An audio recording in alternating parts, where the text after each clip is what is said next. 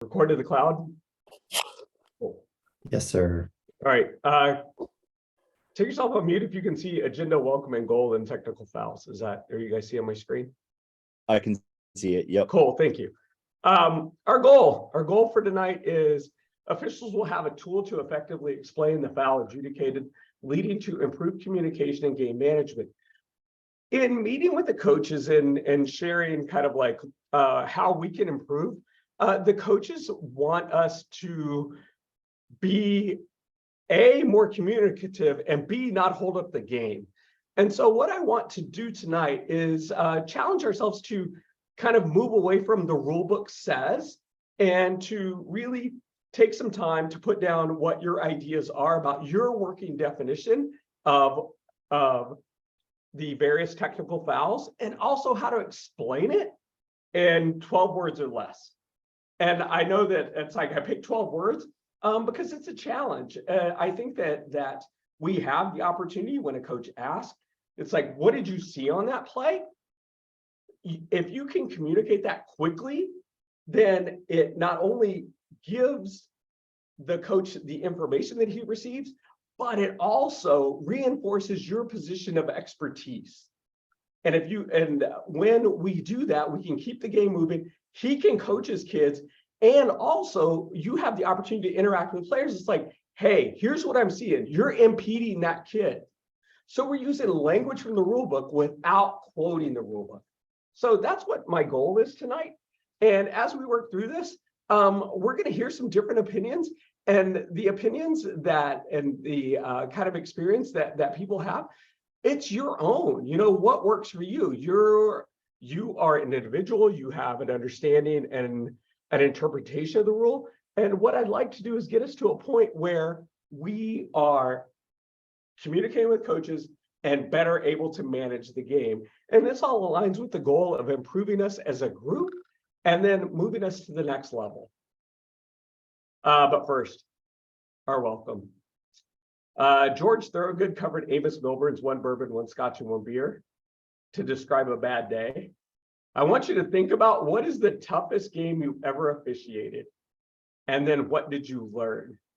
So I'll give you about 30 seconds to think about the toughest game you've ever had. And then you can take yourself off mute and give us a war story and let us know what you learned.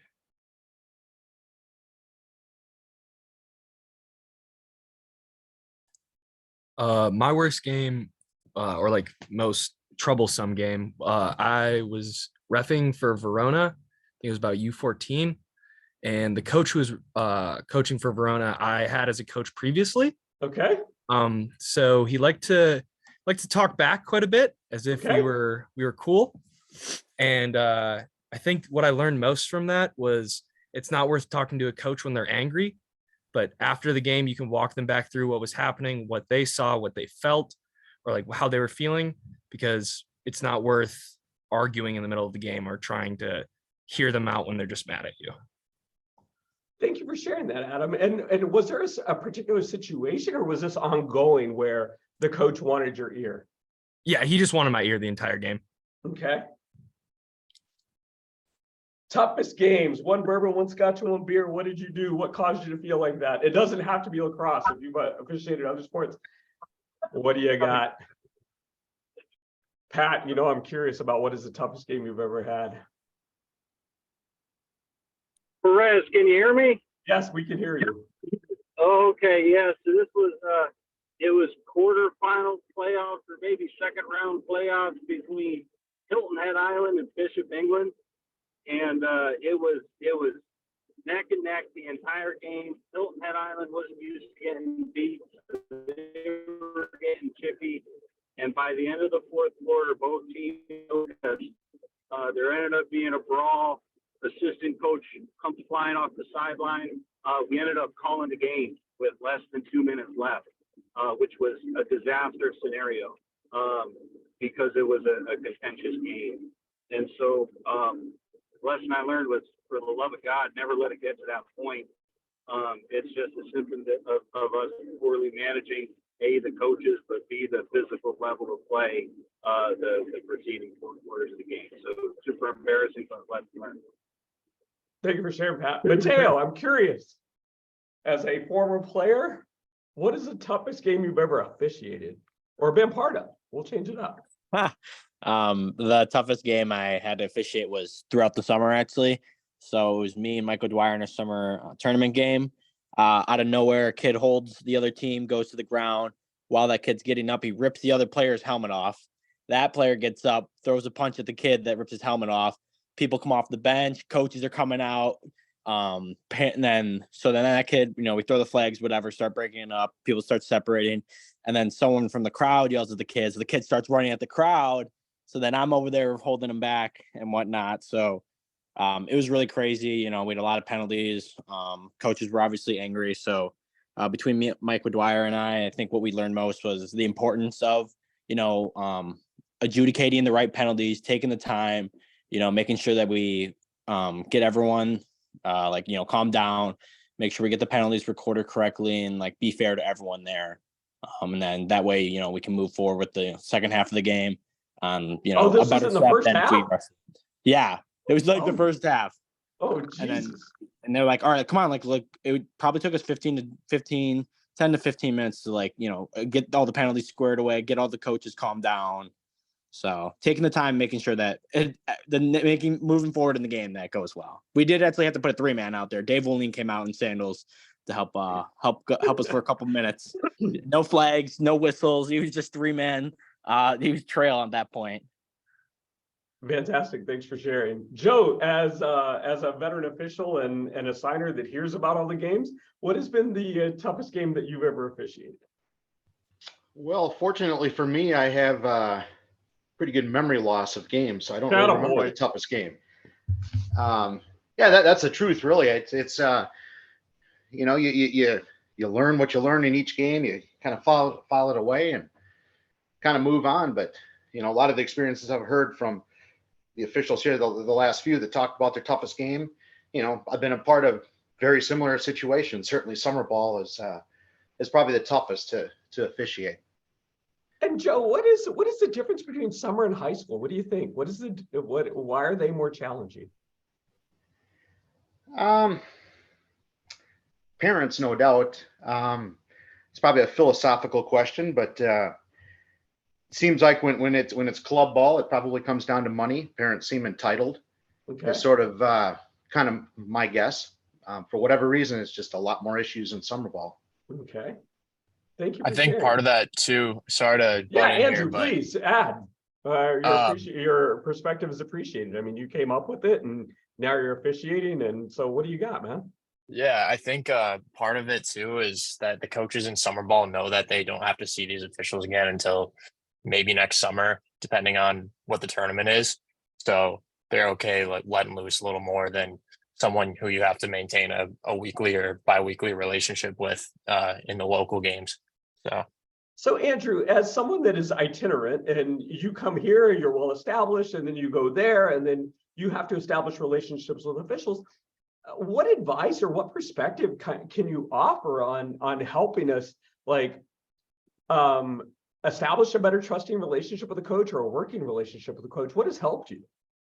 I think as far as with a coach, I always talk to him before a game and say, hey, if you have any questions for me, just pull me aside when we have a stop. I want to keep the game running smoothly, but I definitely want to answer any questions or tell you what I saw or what I interpreted from that situation.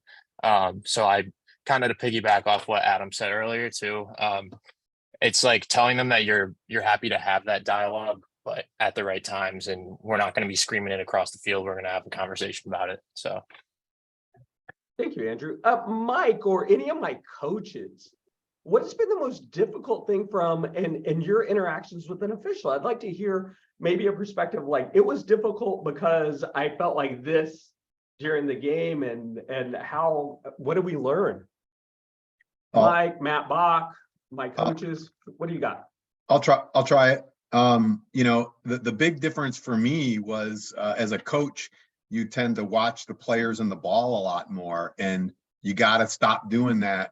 You got to stop watching the ball when you're a ref. You want to step away a little bit more and get a little bit bigger picture, where as a coach, you're trying to go in a lot tighter to see what a individual's doing, and you don't care about that as a ref. Okay. Any other coaches? Perspectives? What has been difficult? And how can we improve that? You have multiple perspectives. I've only been a ref. I haven't coached lacrosse. Or Mark is a dad. You know, you started off as my scorekeeper, as a scorekeeper at Arrowhead. You know, I have to say, as a former head coach for how many ever years, it was always frustrating for me when the officials didn't know the right rules or couldn't explain it to you. Okay. When I would ask a question, and if I knew more than they did, and that was frustrating on my standpoint. So from Matt, the sideline. when that happened, what was the impact? Did you just lose all trust and credibility, or like the officials lost their credibility, or how did you work through that? And what can officials do now to regain that? Yeah, you know, it was frustrating because you would try to talk to the kids because they're the one out there playing, and if you felt like it was something different, if they explained something that you felt was incorrect, it was like, now how do you talk to your kids saying, well, I don't think he's right? Then how do the kids trust what the official is going to call for them? So it was kind of, I guess, even a little tougher on my players. Okay. I still don't know why I did wrong to this day. Yes. Correct. Question. Mark, is there I'm interested to know what perspective, as you shared, as someone that coach that was the father of a kid at a very high level and watched him and were there for it, and then but also you were a table person and then you transitioned to officiating. What was the toughest game that you saw, and what did you learn from it? I think you'd mentioned that. I was thinking about I was doing a game at McGuanago with Sid. This was a couple of years ago, and I think the visiting team was Homestead, and this was a very, very tough game. Lots of penalties. We actually, at the end of the game, it was so dramatic that we ended up doing the analysis of, it's something that you used to do, is you would say, when I was doing the table, you would call me afterwards and go, hey, what was the balance of penalties per team? And we had more kids in the box, so we were man down more than we were even playing time in this game. And it was penalty after penalty after penalty. And at halftime, Sid came up to me and he said, I'm really glad you're the R on this game. And it was very, very difficult. We had to keep this game from blowing out of proportion. And I think the key is you have to make the calls. You have to put the kids in the box. I mean, at one time, I think we had kids stacked up in the box like planes at O'Hare. Wow. And it was, and I think that's the key. And when we talk about this stuff, I think it's communication with the coaches. Both coaches were totally fine. Nobody was out of control. It was just a really sloppy, aggressive game. And I think the key is you gotta talk to the coaches. You gotta make sure you're communicating with the table so they understand what's happening. I mean, it's one of those things where you make the call, you do your C note, and then you walk up to the table and you say, okay, here's what we got. And when you get games like this, and you don't know, you show up for a game and you're thinking, oh, it's just going to be a game. And it ends up being this crazy thing, slash-a-thon. And I think that's the key, is you talk to the coaches, you talk to the table, you talk to the kids, you explain to them what's going on, and you do the best you can just to keep everybody tapped out. And it's all about communication in my mind. Yeah, that was only about a 3-hour game that night. Yeah, it was. That game was so out of control. We ended up taking a picture of the book just in case. That was one of those, I left the parking lot and called Randy Cohn games. Hey, Mitch. And you I called have- him right after that. He said he just got off the phone with you. Sid, you've been doing this, I would assume, longer than anyone. What makes a game tough for you? And what have you learned over the years to help during the middle of a game or middle of a period or middle of a possession to help change the tenor of the game? Probably the toughest with brand new officials, and the coaches know it, and they just start, working on the newer official, and you're trying to get the coaches calmed down and say, hey, I know what you're saying. I'll take care of it. And you have to do it. I think that's really the toughest part of it. And,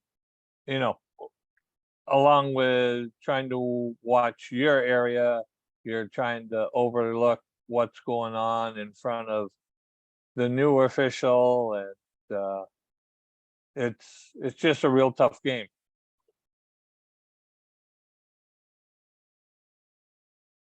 After experiencing that from anybody or hearing that, what has gotten you through those tough games? For me, when I have a difficult game, I look at it as like, okay, this is the situation that I'm in. I trust in my strengths. I know we can get through it. Whenever I'm working with a less experienced official, I reassure them that between the two of us or the three of us, there ain't shit that's going to happen that we can't handle. We ultimately have control, and if we rely on our strengths, then we're going to be okay. Chris, what are you thinking over there? Can you hear me? Yeah, we can hear you. Oh, okay, great. I came up through the ranks working with Sid, and I lean on the more experienced members of the crew, just to make sure that we're all communicating and just to calm things down, get the coaches back to coaching the players, playing, and just kind of settling things down a little bit. Thank you. If you're less than 3 years of high school officiating or officiating in general, what are you looking for from someone that's more experienced? Well, how can we reassure you? How can we do a better job of getting you through the game? What is it that you need? I ask my partners that all the time. If you have a pregame with me, I say, what do you need from me to be a good partner? And a lot of times it's like effective communication. It's like, well, what does that look like and sound like? And then there's kind of like, I'm not really sure. So here's the opportunity to put it out there. What is it that our less experienced guys want and need from the more experienced guys? No Hey, one wants to it's say Andy anything. Shattuck. Andy, what's up? What do you need from me? I'll just share that one thing I appreciate, and I've worked with you, I've worked with Sid, I've worked with Mike and others. Reinforcement of things, you're doing this really well. I appreciate that. Okay, you were in the right place at the right time. I like that you were down on GLE when you should have been. Reinforcement is a great thing, and then it's easier to take the criticism as long as both of those things are coming equally. Thank you. John DeVries is on the call, and he messaged that he is rocking a baby to sleep. But one of the things that when I first started that I really appreciated about John was being available. He's like, hey, let me know what questions you have. And it's one thing to hear that, but it's another thing. It's like, hey, I saw this. And then he took the time to explain. And that just made me feel really reassured. And then also whenever I was working with John, it's like John would ask my opinion as a first or second year official. And it was just like, okay, he's willing to listen to me. It wasn't someone that was just like, I know everything. And so that's what I appreciated about John's leadership when we were on the field. And I still do. I mean, it was like my first college game was with John. And the first call I had was it a push or was it an illegal body check? And I I said it was a push, and John reassured me. He was like, hey, at this level, that is how you adjudicate that call. You know, it wasn't horrible, it was illegal, so it's a 30-second call. And it was just like to acknowledge and then to validate. But I'm sure John would have also said, if I would have went with an illegal body check, he would have said, hey, Perez, you know, that at this level is a little different. So being willing to listen and also being there to kind of push back and question has really helped me, and I got that from John. Anyone else, a less experienced official, what are you looking for from us? How can we keep you in the game, literally and figuratively, because we want to retain officials? I got one. Sure. When I first started out, you know, you remember the calls that you were kind of iffy on, and I'd ask the partner, you know, what did you think about that one? What did you think about that one? And one thing that helped me is he would ask me those questions. He goes, well, why did you call it that way? What did you see that made you call it that way? And that kind of made me think deeper about it and kind of apply some logic to it. Okay, thanks, Jimmy. And with that, you know, that's what I wanted to kind of get into tonight in regards to how we adjudicate technical fouls. I think that sometimes we as officials, we want to demonstrate our expertise either because we do know, or maybe there is a situation where we're wondering, it's like, did I get that right? And if I like present myself as the expert, then they're going to believe me. But if we look at the screen, you know, it's like tonight, what we're going to do is there is a difference between what the rule book says and your working definition, interpretation, and adjudication of the rule. What I want to give you the opportunity to do is to work through kind of aligning our approach to communication. There have been situations, I'm guilty of it too, where I want to hold up the game and explain what it is that I saw and justify why I called it like that. And it ends up like I end up disrupting the game, and it looks poor in terms of game management. Because if I'm taking 2.5 minutes to explain this to one coach and the other coach, I'm either not acknowledging or answered in 3 words. It doesn't feel right. And so we are going to have some work time tonight. I put a document in the chat, and I want to go to that now, I think. Let me try to get there.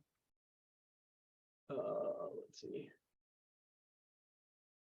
Stop that. Let me do this. Questions on anything that I've said in terms of the goal for tonight, or what I want you guys to be able to do?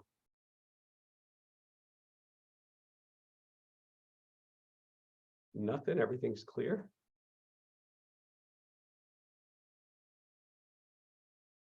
All right, so what we have is a Google form, and what it is I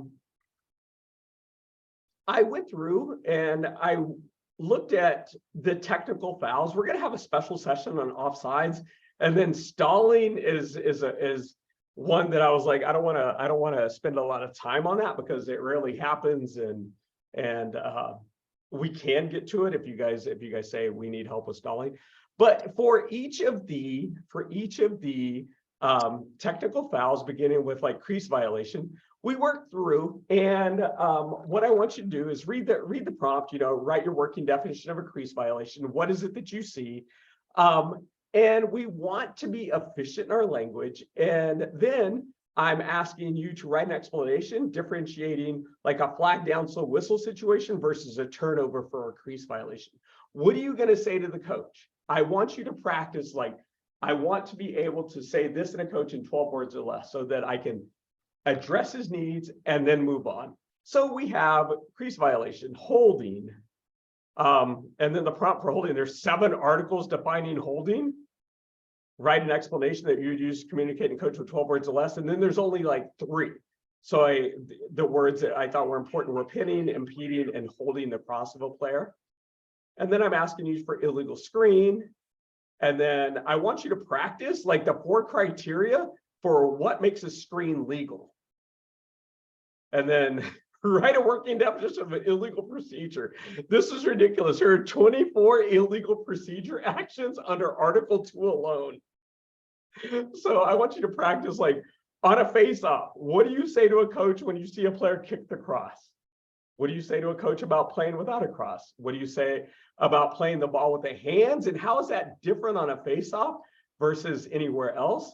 And the 5 ways the team can violate a 20-second timer during a dead ball. Whenever I was thinking of that, I thought of Sid because I always hear a timer on. What is your working definition of a conduct foul? And then there's 3 prompts. Write an explanation for an article pertaining to the coach. When is the coach worthy of a conduct foul? When are the coaches? What's the difference between a coach and then the coach's area? And then a player behavior for gestures, leaving the bench, team area, and objects to a decision by an official. What is your working definition for interference? And differentiate between stopping the free movement of a player and contacting a player that is more than 5 yards away. So those are different. What is your definition of a push? And then write an explanation of a push in 12 words or less. A push from the rear or extension or exertion after contact is established. How do you define ward?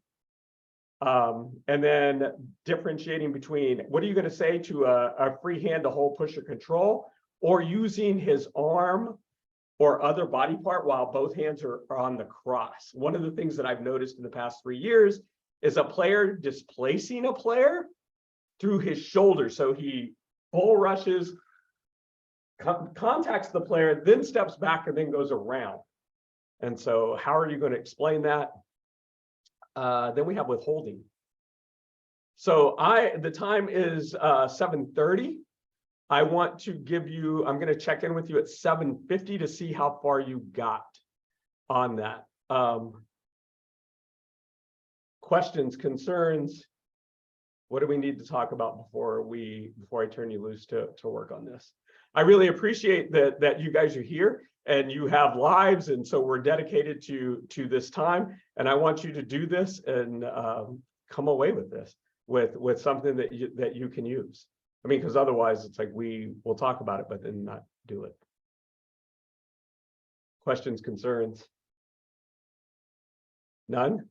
How do you want us to capture? Oh, it's on a Google form. Did I send that to you?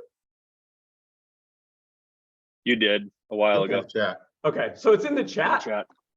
So go ahead and open the form on the chat and use this time to start working on it. We'll get back together. I'm going to be reviewing, and I will, as you guys are inputting this, I will look at it and see what is the good for the group and use your input and your definitions to help everyone else.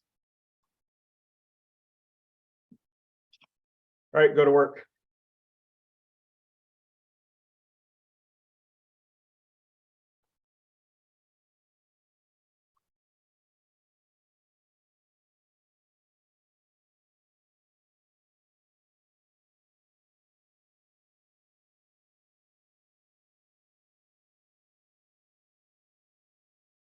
You can take yourself off. I mean, you can turn off your screen if you want and mute yourself if you aren't unmuted. I will be here if you have any questions.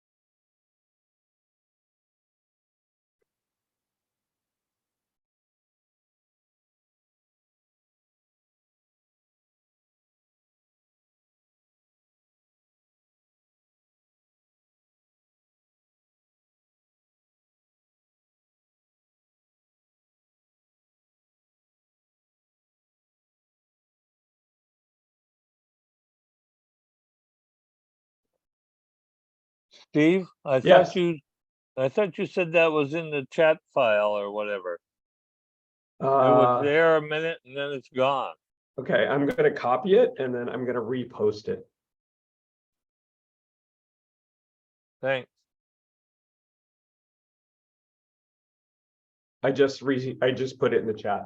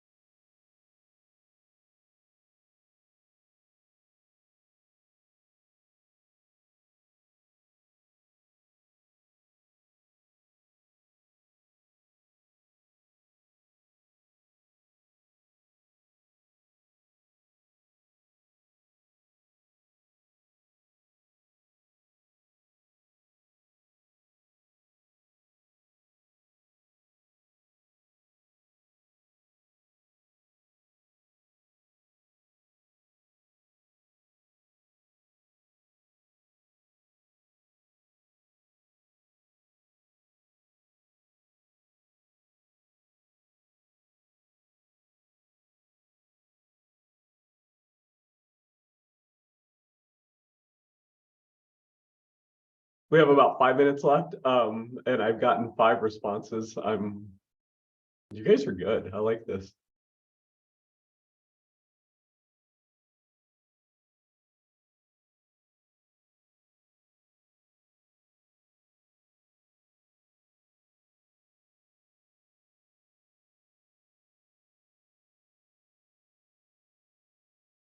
As a reminder, in illegal screens are a point of emphasis. And so no one has gotten all the criteria yet.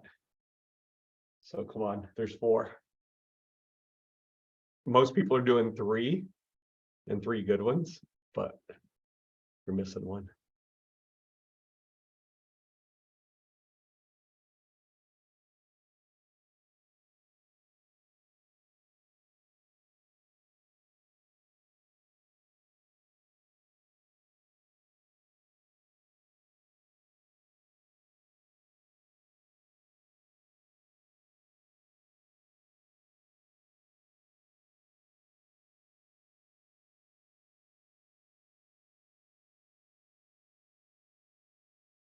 Or I will assume responsibility and say that there's 5.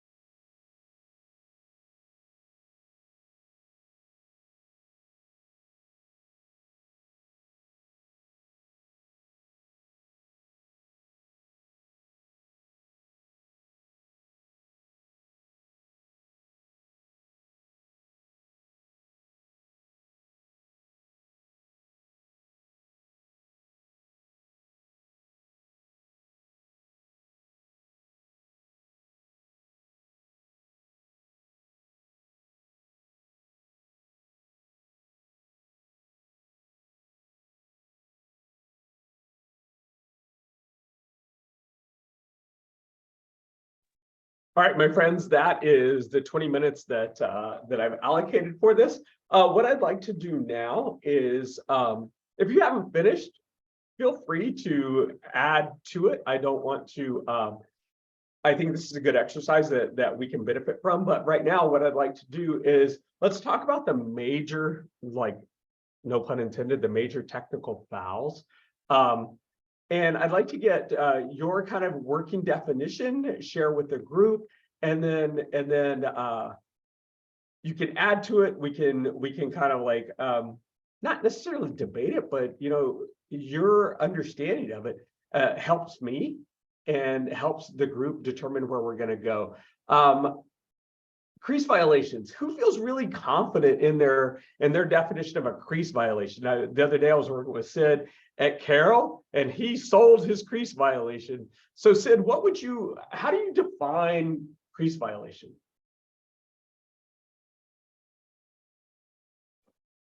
Well, anytime an offensive player, any part of his body touching the crease line or inside the crease itself. Okay. And what are the things that I see, Mitch, you added on your own. As you have been you're a defensive player, you've been a long stick, you play short stick and box. I would imagine that's important to you. What are you looking for as an official on that crease violation? How do you officiate that?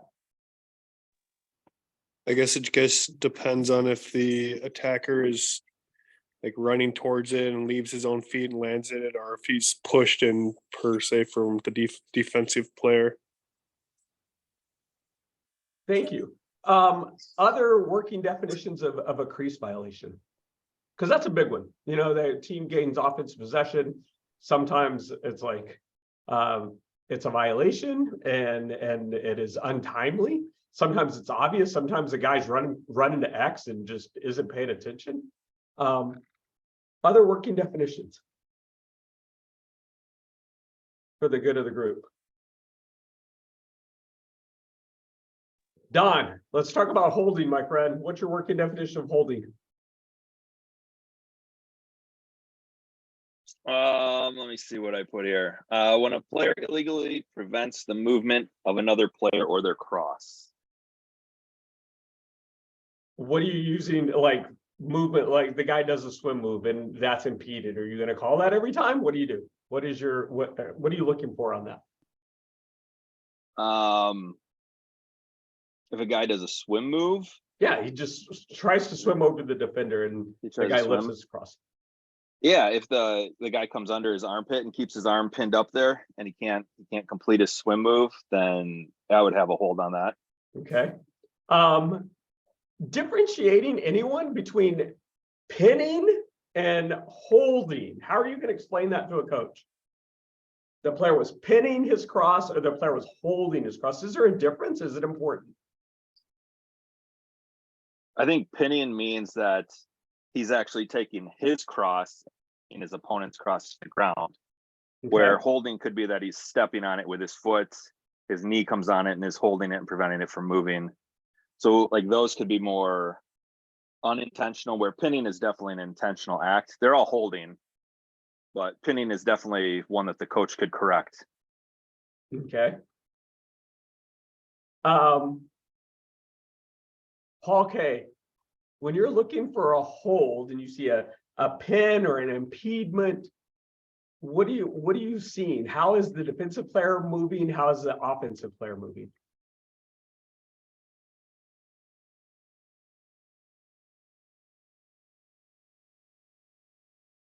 You there, Paul?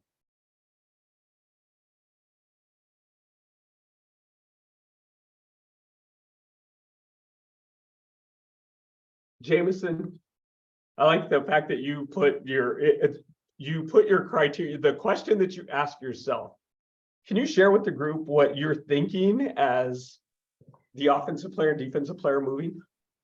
So if the defensive player is preventing the offensive player from going to where they want to go illegally, is a hold, right? So the inherent goal of defense is to prevent the offensive player to go to where it's trying to go. But if I'm forcing them to the ground, I'm reaching my cross around and pulling back, I think that's what I used is what is that defender preventing that offensive person from going to where they want to go in an illegal manner. Okay. My younger players who I've seen play, Alejandro, what happens when you're held? What does that feel like? Mateo, what does that feel like when you're held? Andrew, what does that feel like when you're held? What's happening?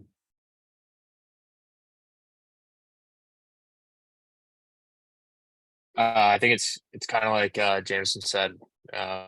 You just can't really go where you want to go at the speed that you want to go there because someone's impeding you. And I guess just my take on it is that it has to be from behind, right? Because if you're holding from the front or the side, that's allowed. Okay. Thank you for that clarification. Thank you, Andrew. Mateo, what did it feel like when you were held? Yeah, much like the other two guys have said, not being able to go in the direction that you want at the speed that you're already initiating that contact at. So by the defender preventing you from moving in a certain direction or slowing you down from that direction, most likely than not, it will be a hold, especially as they clarified from behind. Cool. Thank you, guys. Illegal screens. What makes a screen illegal? Most people said, oh, our feet are shoulder width apart. Our sticks are vertical. We don't lean in. What else? There's one more thing that has to happen. You have to be completely stopped. You're stationary, okay. And then what else? You have to be within 5 yards of the ball. Maybe baby. You have to make contact. Touch. Oh, who said contact? That's awesome. There has to be contact for the screen to be illegal. So if the defensive player goes around an illegal screen, it's not an illegal screen. It's nothing. So there has to be contact for an illegal screen to be illegal. And so if a player leans in and makes contact, a player's feet are more than shoulder width apart, or his cross is horizontal instead of vertical, then it becomes illegal. So there has to be contact. Years ago, I was at Carthage and North Central was setting some screens, and the Carthage coach was going nuts, but there was never any contact. He was like, but they have to go around it. That's not my fault. So illegal screens. And so those are points of emphasis. So feet are set, you have to be stationary, everything's vertical, stick, body, and you cannot lean, and there has to be contact. Questions on anything that I just said? All right, cool. Procedures. Procedures, where do we have this most of all? Like face-offs, so we have stepping on the cross, kicking the cross. I would like to ask Andrew Andrew and I were working a game together, and I declared possession way too soon. And I heard something from Andrew that has changed the way that I define possession on a face-off. So Andrew, can you take yourself off mute and share with the group how, I mean, you're a face-off guy. And so can you share your definition of like when possession should be declared? Yeah, definitely. So I think it's Randy who says this a lot, but he says once you call possession, you let the troops out, or you let the prisoners out, is what he says. So we don't, like, especially at these lower levels, it gets really messy. If the guy maybe like looks like he's about to get possession, or maybe has it in like the upper part of his cross but not in his pocket, and then we call possession too soon, and it just becomes a huge scrum. So what I kind of look for is not even a full cradle, but just like a little bit of like maybe a half cradle, just to show that the ball is in control of that player. Maybe like, I don't do football, but coming over from football, you could say like a complete catch is he can make a football move with the ball. So maybe like a lacrosse move would be a good way to put it. But yeah, what I remember Andrew saying is like, hey, make sure he cradles it, at least he gives it 2 turns. And I was just like, oh geez, that is just incredible. Because if he doesn't do that, if he's not capable of doing that, then he doesn't have possession. Because then it goes back to what is the definition of possession. And I think that as an official, I want to be so on top of it. It's an opportunity for me to show how good I am, but it's like, slow down, because then there's nothing worse than call possession and there's no possession. So Andrew reminded me, he was like, hey, give him two cradles, give him 2 turns. And that really helped me. And I was just like, I felt so much better after hearing someone say that. So thank you for sharing, Andrew. yeah, no problem. Sid, I know you're the timing kid. Did you know all who knows all the 5 ways a team can violate the 20 seconds? I've never had these, but I just thought it would be good trivia. Anybody want to offer one? Anybody, come on. Not having players in the proper locations on the field. When? After a goal and okay, you've got a face off. Okay, so a goal, after a goal, and then after something else. Timeout. And what? And after a quarter, end of a quarter. Nope, that's still face off. Come on. Well, it doesn't have to be a face off. What if you've got a penalty? But you already have those. You've already said, okay, 20 seconds after a goal scored and before a face off, after a timeout, and when else do we stop play to adjudicate something? A foul? A foul. So that's 3 of them. Anybody know the other 2? Is one an injury? But After it, like, are you saying that the coach has 20 seconds to come on or to replace a player afterwards? To replace the player after they have gotten off the field. Okay, so that's the injured 4. player has gotten off the field. That's 4. When else? Players adjusting their equipment. Players adjusting their equipment. They have 20 seconds. Who's going to be the first one to call that this year? Brian Cornelius. Okay, you have a violation for not adjusting your equipment and within 20 seconds. I'm curious to know what is our working definitions of a conduct foul. Some of us are really low key and are willing to listen to more, and others are not as low key. And so what is our working definitions of conduct fouls? Come on. When does a kid deserve a conduct foul versus not? They question a official's call. Okay. So if I say, Chris, if I were to say, hey, Mr. Official, what did you see on that? Is that a conduct foul? No, if he comes to me in a respectful way, I'll give. Okay. So we have other criteria like behavior related criteria. What are you looking for, Chris? Whenever a player is attempting to address you. I would just say if they're coming in a respectful way and they're not just mouthing off, or sometimes they'll develop a pattern throughout the game. And if you've already spoken to them, the whole laddering thing, if they've got short rope, I'll issue it right away. If it's somebody I've not had an experience with, or I've not heard from my crew that person's, get out of jail free passes, I'll pop the conduct. Same with a coach too. If the coach says something like, there's 3 of you out there, I can't believe you missed an offsides, that's an automatic. So go ahead, Sid. How about tone and volume of what they say? Okay. Thank you for clarifying. Like whenever I hear tone and volume, those are like clarifications of what respect is. So Sid, tone and volume is important to you, or how are you judging that? Well, really, if the bench or the parents and whatever can hear what they're asking, the volume of how loud they are with it. Okay. And the tone that they ask the question, or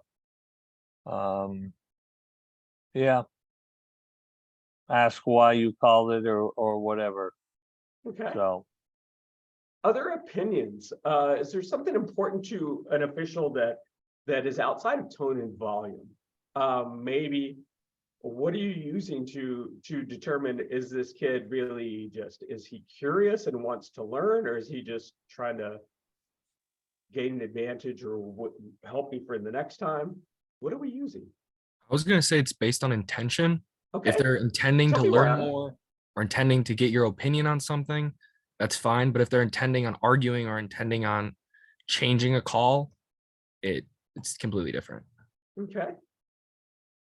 If I've been, if the same player's questioned me a couple times, I'll tell them, if you have a question, talk to your captain, have him talk to me. I don't want to hear from you anymore. Okay. Jimmy, and what if that's not effective?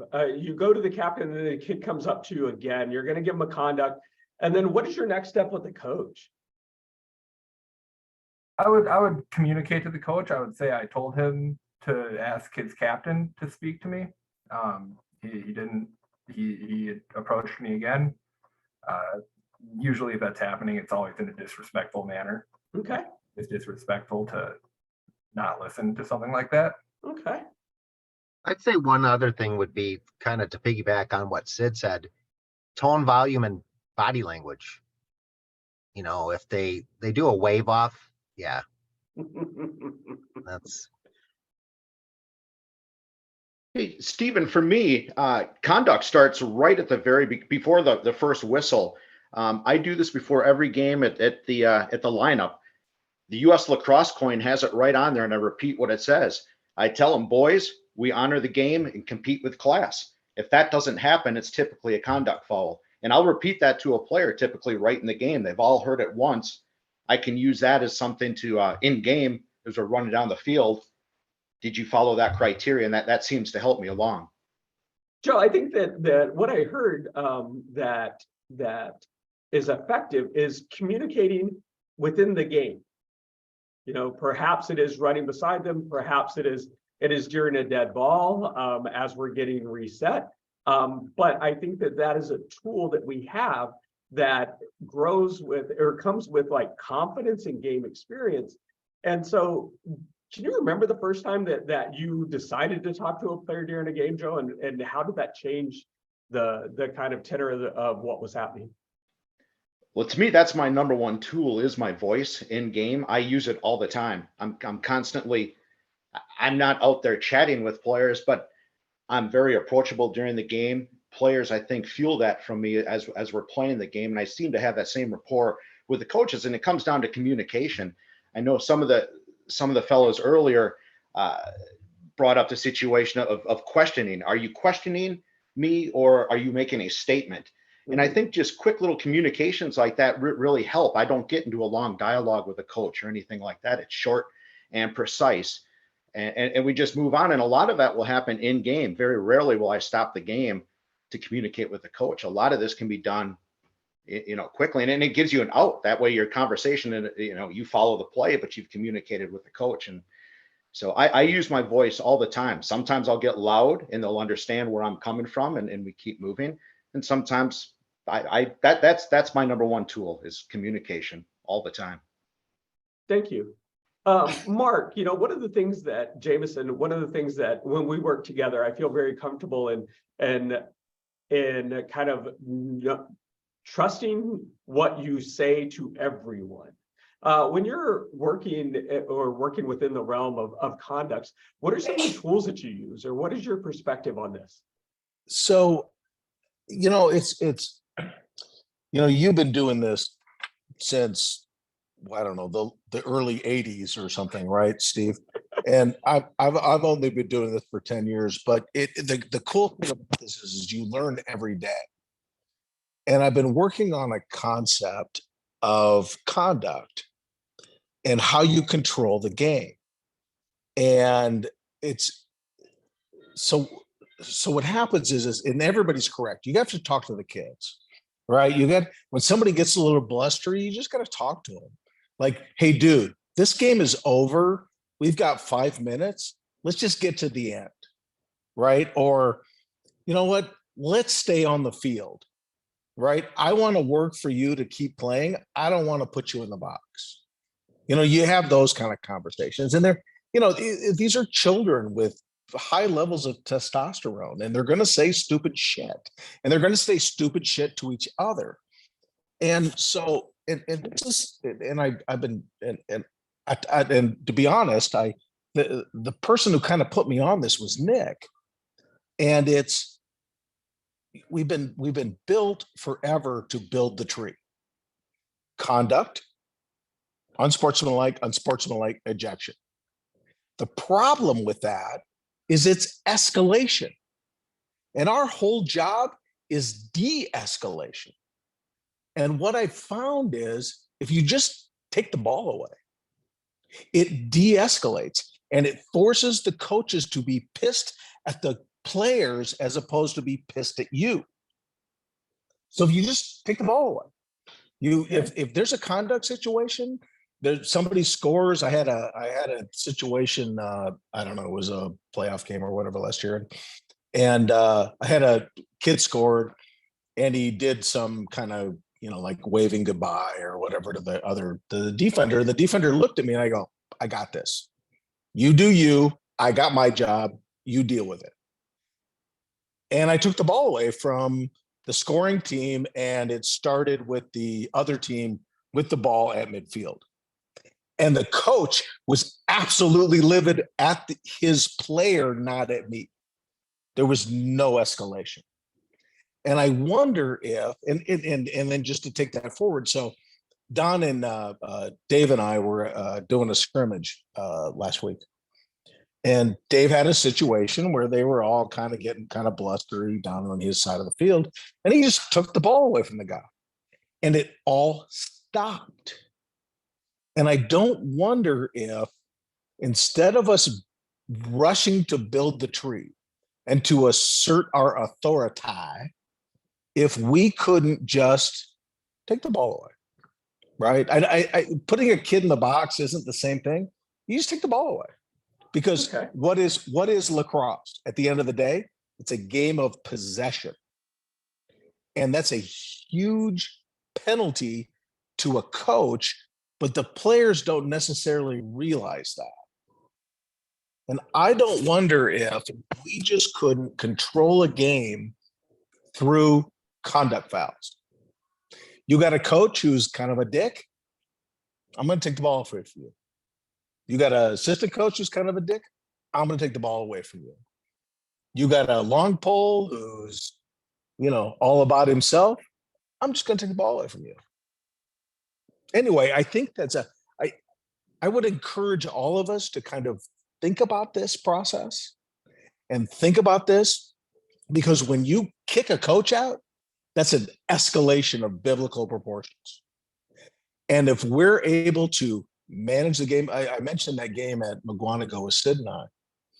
Nobody got kicked out of that game, right? It was a really, really tough game and it went for hours and hours and hours, but you know what? We were able to keep it tapped down, no escalation. Anyway, my point is I think that the conduct foul is the most underused tool that we have. Thank you, Mark. And I know that one of the things that, again, going back to things that I've learned from John DeVries, and he's still rocking his baby, he says, if we take care of the misdemeanors, we don't have to worry about the felonies.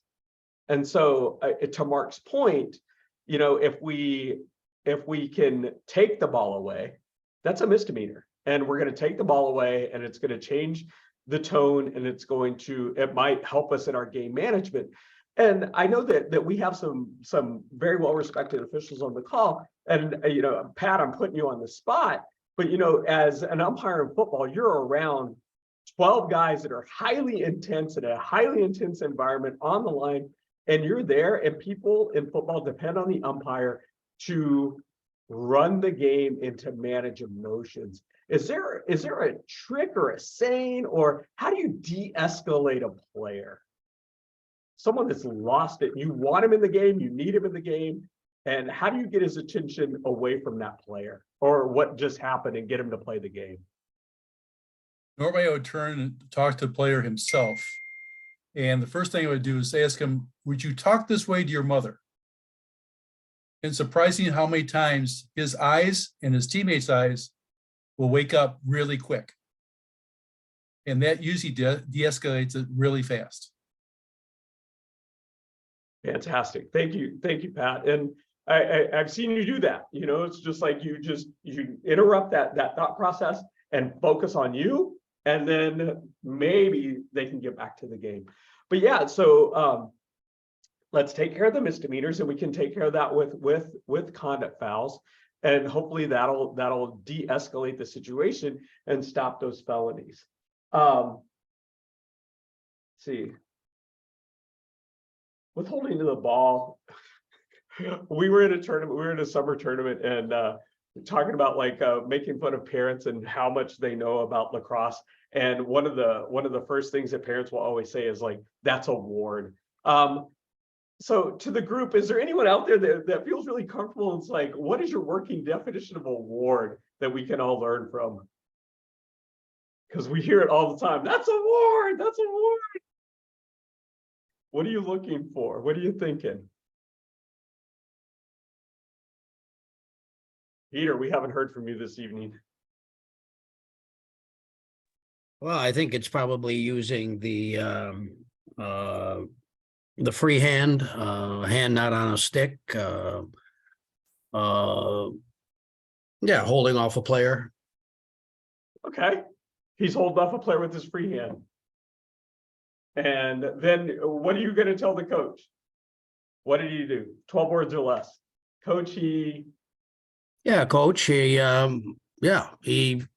was warding off the player using his free hand. okay. That's all And we're say. not demonstrating. We're not doing this. Because if you say he did this and the coach said he did this, then nobody's right.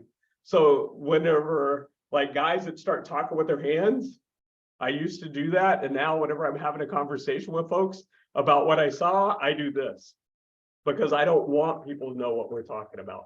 So sometimes it's like he did this or he punched him and he grabbed him. And it was like, people don't need to know what we're talking about. So that's just my little aside. Gentlemen, questions, concerns, anything else? It's we got through the stuff that I needed to get through. Questions, comments, concerns, share now. Anything for the good of the group? Pay your dues.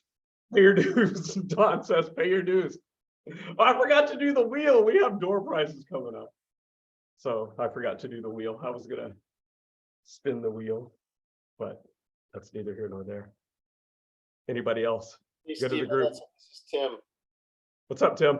So I would wonder if one of the more experienced or some of the more experienced officials could give a little bit more on the holding. If we could just go back to that for a minute. So sure. I'm always a little confused in that because if you look in the rule book, you know, Article 1 is a player shall not impede the movement of an opponent or his cross. Right. But then Article 3 is holding is permitted. A player may hold the cross of an opponent with his cross when that opponent has possession of the ball. So that's a little bit confusing to me. And I'm always confused about, you know, holding with the cross on another player's cross, and those two kind of conflict in my mind. So just curious if anyone could shed some light on that. I think if you, and hearing what the differences were, I heard the word possession. So when a player has possession of the ball, you can hold his cross. You can pin it, you can hold it. But if he's without the ball, you cannot do that.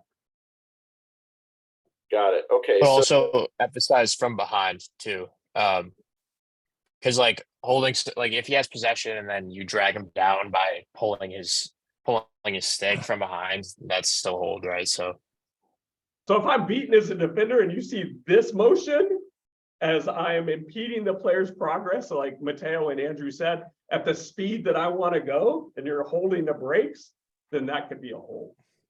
Hey, Steve, I think the thing to think about is it a, because I understand the question. Is it a stick check only in slow motion? And sometimes that gets confused as holding. And the fact is, it's just a stick check in slow motion.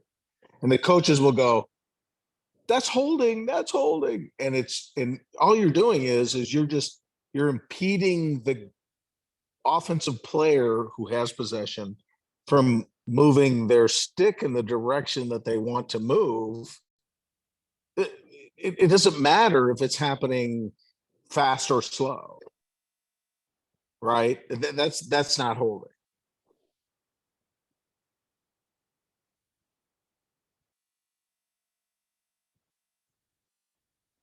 Does that help, Tim, or do we need to clarify further? No, I don't know. that helps. I guess I was, yeah, I mean, the possession thing is the differentiator there. And also, like, I appreciate the from behind thing because I think, Yeah, the thing is, it's like the first time I had a holding call, I couldn't define it, but I knew it because I remembered being held like that from playing where I beat a player and now the defender his cross is not in a defensive, he's not playing my cross, he is playing my body. And his hands are pulling against my body and the cross just happens to be in the way. Yeah. That was like something that happened to me in basketball. okay, thank you. Questions, concerns, further confusions? All right, peoples. If not, I will Steve, see. I have a Yes. quick Jump in. one. Sorry. I don't know if this is an emphasis at the high school level as well, but the guys reffing my games last weekend were saying that a point of emphasis is no, we don't want to adjust the face-off guys. You're just down and out, and if you're wrong, we're going to procedure you. I don't know if that's something that's been said at the high school level. But. Right, they have changed the criteria for how we're supposed to officiate the face-off at under NCAA rules. So that is different than what is supposed to happen at high school. So there have been changes at the college face-off where restrictions begin on the down. And you're supposed to come down. There is no more readjusting or you can adjust till you get to set. And that is different than what the high school procedures are going to be. So high school, it is down and then you can adjust, then you say set and then the whistle goes. In college, we are told down and that's where the restrictions begin. Does that help? Yeah. I was just wondering if that was applying to high school as well. It's not. It has not been directed. The same mechanics and procedures have not been passed down to high school. So that is something that we are going to talk about as a crew and as before every game. It's like, this is what I'm used to. Here's what we're going to do today, and make sure that we still have the down set, and set means set, and then we go. So that is one of the differences between what is happening in the college mechanics and the high school mechanics. Sounds good. Yeah, I texted Randy and Nick a little bit, but I think that rule change opens up a lot of space for like just the official doesn't have as good of a view of the face-off when he's already 5 yards out and there's no room to adjust. So right. I've been seeing a lot of cheating going on that would have been caught in years past. So right, and that's what we're trying. I mean, as a group of officials at the college level, that's one of the things that we are talking about in our pre-games is like, how are we going to, if we are directed to be still, then where are we going to position ourselves to see any violations? And then also conceding that if I set up here, here's what I'm going to miss. If I set up on the line, I'm going to miss tops to stops. If I set up at a 90-degree perpendicular line, I'm going to see tops to stops, but I'm not going to see 10T. And so yeah, maybe the best solution is a combination of the two or something. Yeah. But I'm sure it'll change once people start looking at video at the college level. Yeah. So. All right, gentlemen. Hey, Steve. Yes. Steve, do you know, is there a rules interpretation video that's come out yet? For high school? Yeah. No, I have not seen that. I was just on the USA Lacrosse site today. And so there was nothing there. Everything is still the same, and some of the videos are questionable at best, but that's between me and you, not the 35 other people. Anything else, my friends? You have 4 minutes of freedom. Go enjoy. thanks for being here. Appreciate your time. And I will, but Paul, I see your message and everything is on, I'll talk to Christian. Christian, we recorded all the videos and they're on the WILOA site, is that, or the WILOA site, is that correct, Christian? Yeah, on the top of the tab that says 2023 training. Okay. All that should be under there. Okay. So if you've missed anything, or tell your friends if they want to become officials, they can view this wonderful video on the cloud. Other than that, thank you, gentlemen, and I'll see you soon. Have fun. Thanks, Steve. Yep. Thanks, Steve.